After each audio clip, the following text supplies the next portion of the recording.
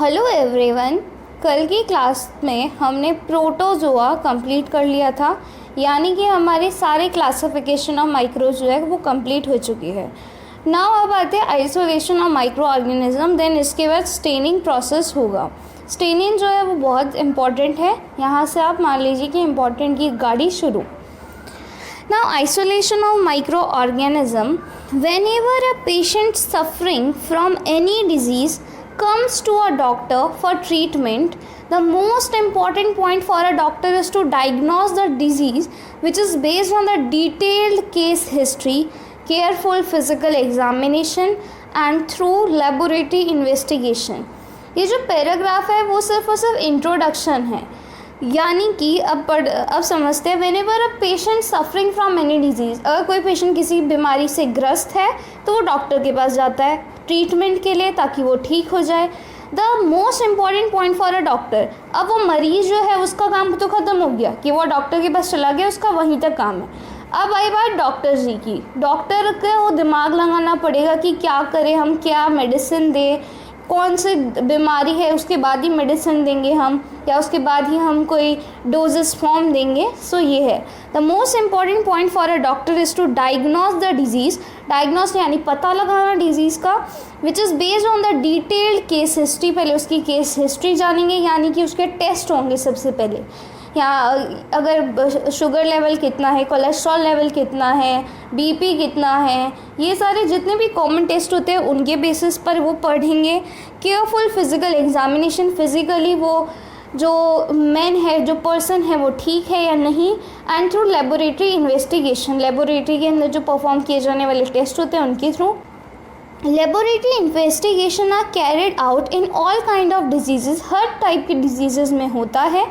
But ये कौन सी disease है जो कि पैथोजन से हो रही है, जो माइक्रो ऑर्गेनिज्म से हो रही है। अब ये नहीं कि हार्ट टूट गया तो इन्वेस्टिगेशन हो रहा है, ये वाली डिजीज़ नहीं है। जो अंदर से बीमारियां होती हैं ना, जो माइक्रो ऑर्गेनिज्म कॉज कर देते हैं, उन बीमारियों की बात हो रही है। So laboratory investigation are carried out in all kind of disease, but they are extremely important in communicable disease. Communicable disease जो कि पैथोजेनिक ऑर्गेनिज्म माइक्रो ऑर्गेनिज्म से होती है, उनके अंदर तो ज़रूर ही लेबोरेटरी इन्वेस्टिगेशन होता है। For proper diagnosis of various infection disease, it is necessary to know the type and nature of positive organism. इसको पता लगाने के लिए, for proper diagnosis, proper treatment देने के लिए हमें इन्फेक्शन के बारे में पता होना चाहिए कि कौन सी डिजीज़ हुई है उस पर्सन को। It is necessary to know the type and nature of positive organism.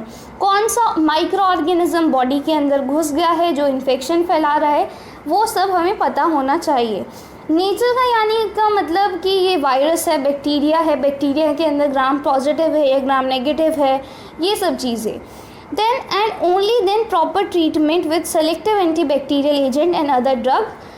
Then उसके बाद जब हमें पता चल गया कि कौन सी इन्फेक्शन है, कौन सी डिजीज़ है, देन उसके बाद ही प्रॉपर ट्रीटमेंट जो है दिया जाता है पर्सन को, उस डिजीज़्ड मैन को, with antibacterial agent and other drug. अगर बैक्टीरियल डिजीज़ है तो एंटीबैक्टीरियल एजेंट, एंटीबैक्टीरियल मेडिसिन दी जाएंगी या कोई और drugs.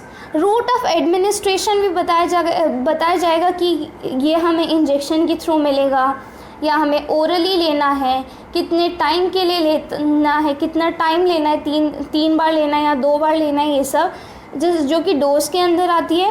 And duration of drug therapy, कि कितने महीनों, कितने हफ्तों तक हमें इस मेडिसिन को लेते रहना है।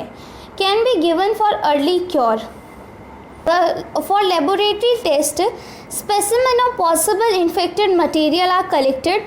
बॉडी से infected material को लिया जाता है for laboratory test. The specimen collected for testing include, कौन कौन से ऐसे specimen है infected material वो लिए जाते हैं, like mid stream urine sample लिया जाता है, stool sample feces, blood common है, pus, अगर हमें कोई स्वैब है या कोई वार्ड्स है यानी फुंसी फोड़ा, उसके अंदर जो पस भरा है उसको लिया जाता है। स्पूटम यानी कि कफ, जिसको हम हिंदी में बलगम बोलते हैं, उसको लिया जाता है, उससे भी टेस्ट होते हैं। स्वैब जो कि मैंने बता दिया वो पसी की तरह होता है। इन सेरिब्रोस्पाइनल फ्लूइड CS अब ये तो बहुत मेजर कंडीशंस में लिया जाता है। पेरिटोनियल फ्लूइड को लिया जाता है एस्पिरेशन मटेरियल। पेरिटोनियल फ्लूइड जो होते हैं पेरिटोनियम से लिया जाता है। पेरिटोनियम एक कवरिंग होती है। वन और more than one type of specimen may be collected at one time. एक ही हम इन्फेक्टेड मटेरियल लेंगे एक टाइम पर। जो भी बीमारी होगी वो डॉक्टर बताएंगे कि आप उनका टेस्ट कराइए और वही चीज़ कलेक्ट करेगा लेबोरेटरी मैन जो होगा, जो लैब टेक्नीशियन होगा। The selection of correct specimen is very very important in accurate diagnosis of the disease. हमें correct infected material, correct specimen ही लेना चाहिए। इज़ वेरी इंपॉर्टेंट, ये बहुत ज़रूरी है ताकि एक्यूरेट डायग्नोसिस हो सके उस डिज़ीज़ का, सही से पता लगाया जा सके कि कौन सी बीमारी है। The specimen should be collected before giving the anti microbial treatment.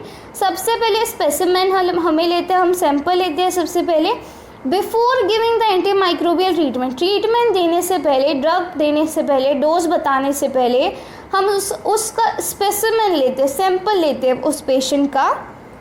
Otherwise the specimen में बिफोर स्टीराइल, ताकि वो स्टीराइल ना हो जाए। अगर हमने सपोजेड एंटीवायरल इन्फेक्शन है तो हमने एंटीबैक्टीरियल कोई मेडिसिन दे दी तो वो तो इन्फेक्शन फैला देगा बॉडी में, स्टीराइल हो जाएगा तो फिर तो वो इन्फेक्शन फैला देगा।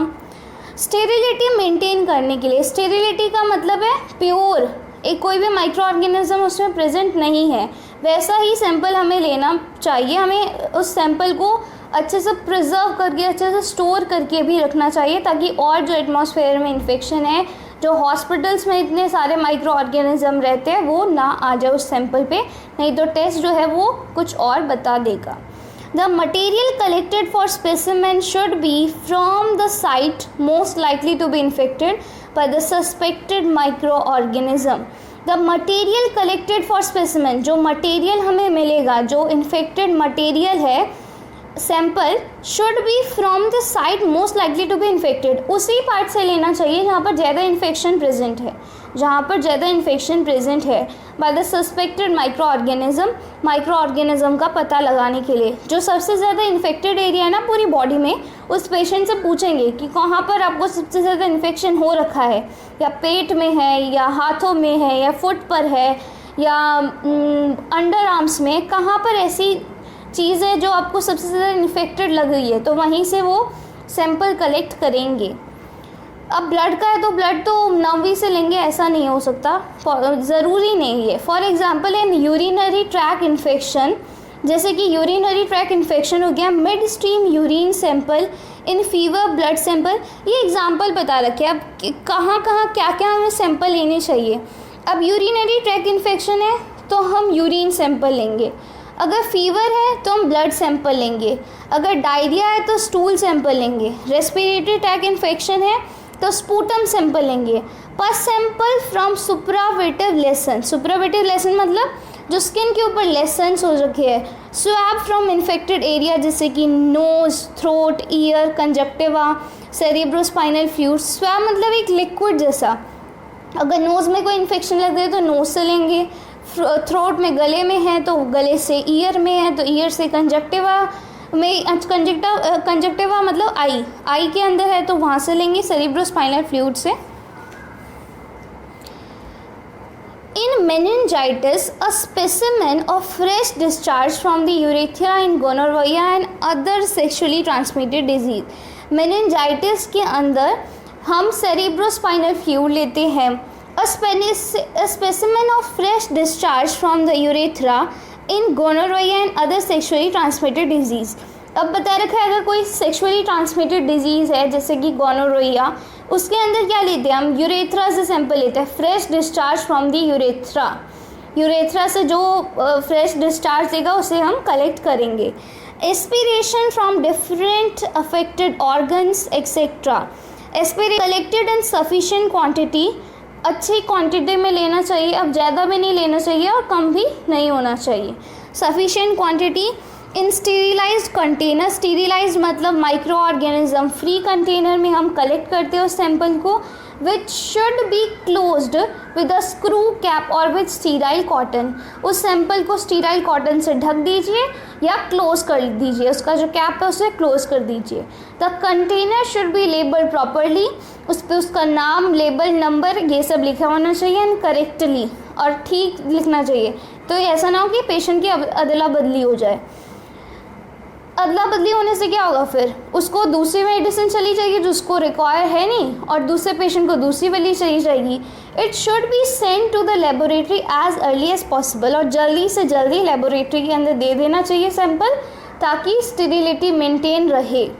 और अगर जो न्यू सैंपल्स होते हैं वो ठीक टेस्ट भी देते हैं। अगर 2-4 दिन पुराना होगा तो उसमें और माइक्रो ऑर्गेनिज्म ग्रो कर सकते हैं और जो टेस्ट है वो कुछ और आ सकता है।